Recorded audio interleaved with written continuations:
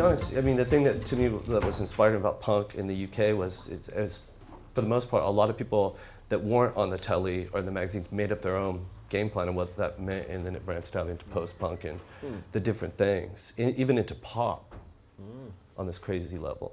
See, I was working in synthesizers too, very early on, but I never thought that it was going anywhere. It's so funny. I had synths, and I was like, everybody was like, fuck you, synthesizer faggot, you know, like my peers, right?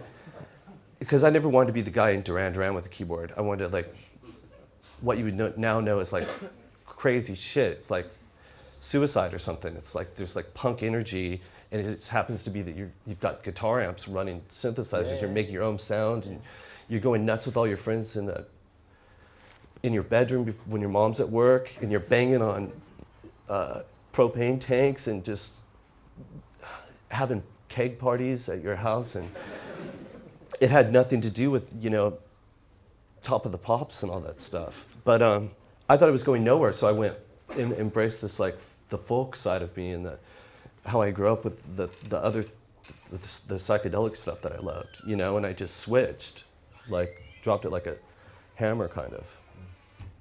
But I thought that was so funny. Like, in my teenager mind, I was like, digital music, man, this is Nowheresville. Like, you know, synthesizers are nowhere. And now it's like, who plays instruments, right? So I thought that was funny, to interject that. You've got an amazing work rate as an artist.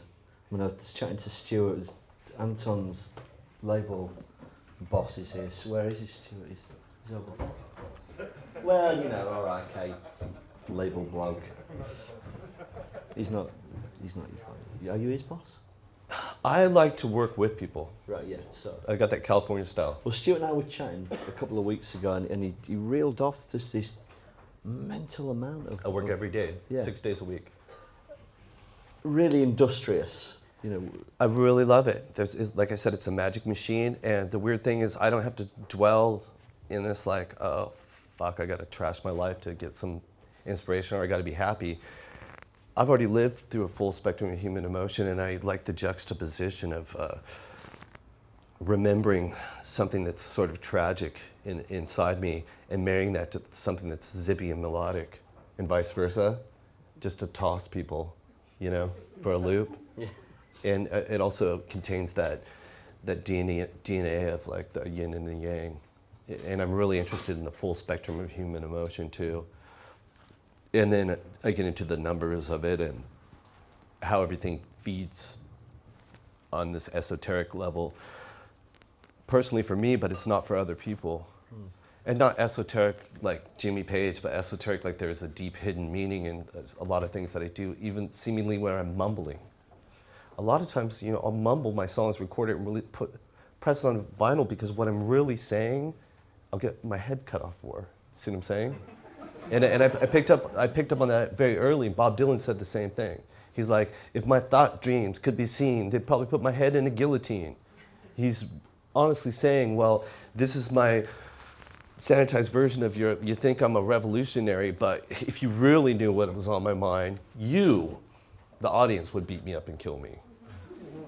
You know what I mean? Because you'd also hear what I think of you. So, but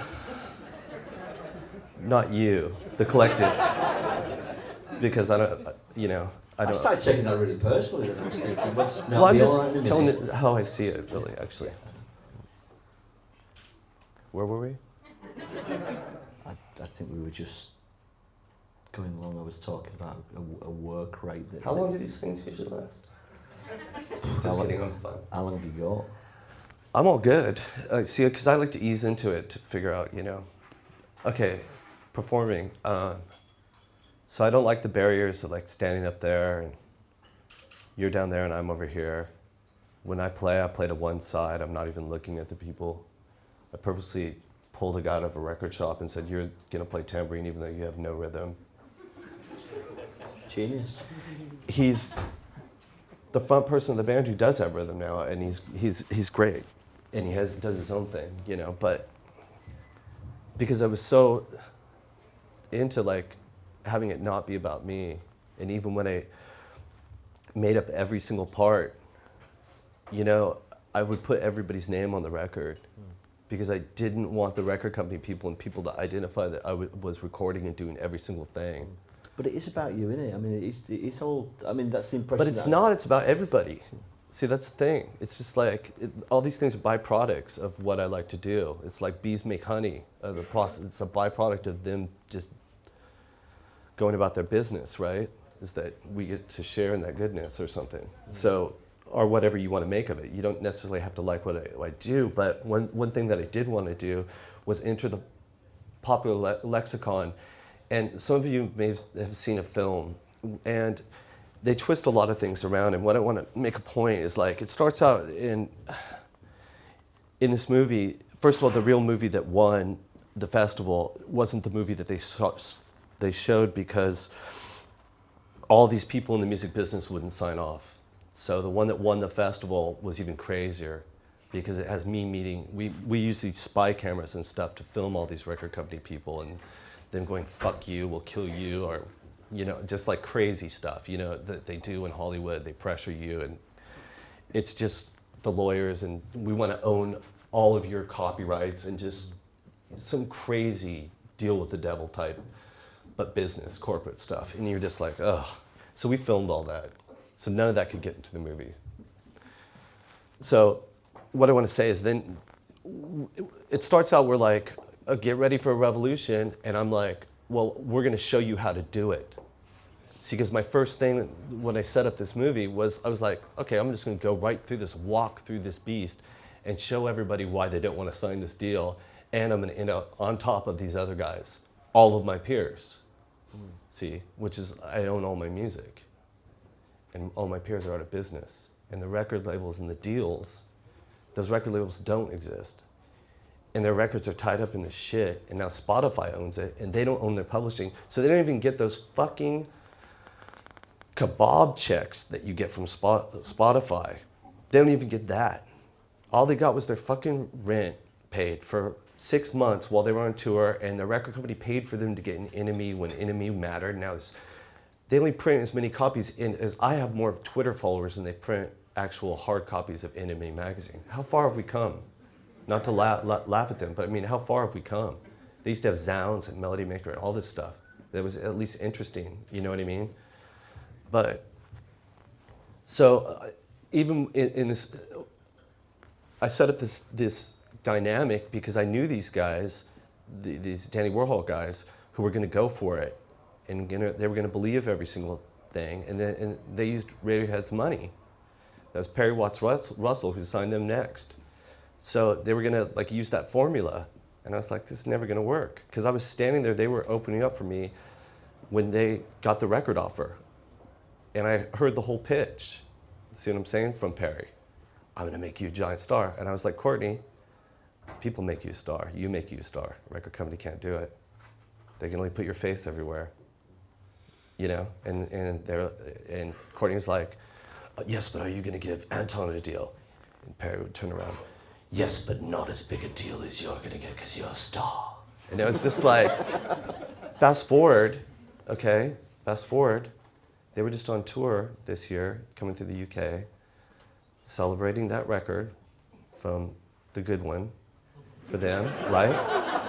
And I see this picture, and the record is £1 at FOP. Don't laugh. What the fuck? Do you know what I'm saying? So even on the physical level and the Spotify level, doing every single thing. You can Google their band, just images of a member. You Google my band, it's just an ugly picture, you know? Because it really doesn't matter. Do you know what I mean? And my mates are bald. In the UK, everybody goes shaved.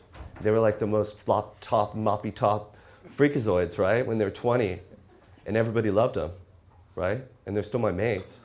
But I was like, none of that shit matters. You know, just make music if you love it. And I always wonder why these people, they were so, you know, everybody was against us. They used to rip down our flyers, call up riots at our gigs, and then all the other clubs would go, you can't have this band play there, they're fucking satanic. All this shit working against us, right? they're all not playing music. It's like, why would people go through so much negative energy to stop you from creating a scene and doing everything just to give up? And if they were so enthusiastic about playing music, all these people with their egos and they're such assholes, why did they quit playing music? You know what I mean? See, I was always interested in this folk thing. Like, I was inspired to... Can I keep talking for a minute?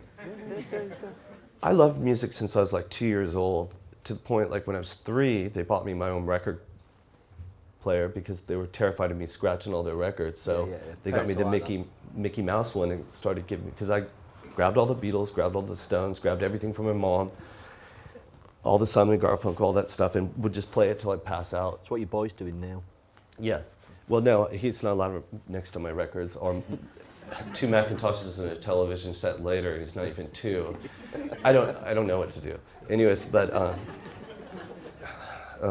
he's not allowed in the recording studio, that's for sure. But I never thought I could play music. I started to teach myself. First, I asked to play. I inherited these like pianos and organs from my great aunt. Was like a concert pianist who toured Europe, you know, at the turn of this last century, you know. So I inherited all of her old stuff, and I asked to take lessons, and they're like, "You're gonna just quit or destroy the thing." So no. So I taught myself how to play, and both my sisters had lessons, and of course they quit. And then, but I never thought I could play in a band until I watched punk bands play, and I was like, these guys are fucking idiots. I can do this. Because when I watched Paul McCartney or somebody and these rock stars, you watch Mick Jagger do his thing. More like Paul's a better example. There's nothing Paul McCartney's ever done that leads you to believe that you can do what he does. Anything. Not even the way he deals with people leads you to believe you can be like him. So it's completely a mystery, you know, and it's something that he's enjoying. But he just fucking enjoys that. He enjoys being one up on that. Like, I was in the Beatles. You know, it's like, you know, but you know what I mean? It's like even to that level. But when I saw these punk guys playing, I was like, these guys are all idiots, and I can do that, even if it's not punk. See, I realized that you didn't have to be in the Led Zeppelin strata or anything. You could just play music and do what you want to do for your mates and for your friends and for the strangers. You could make the coolest party, and then everybody wanted to be your friend or whatever would happen. Yeah. But I never wanted to be famous. I hate those people. And I always wanted to be really regular and just open, and, you know, I communicate with people online daily. I don't care unless they're annoying, you know. But then, where were we?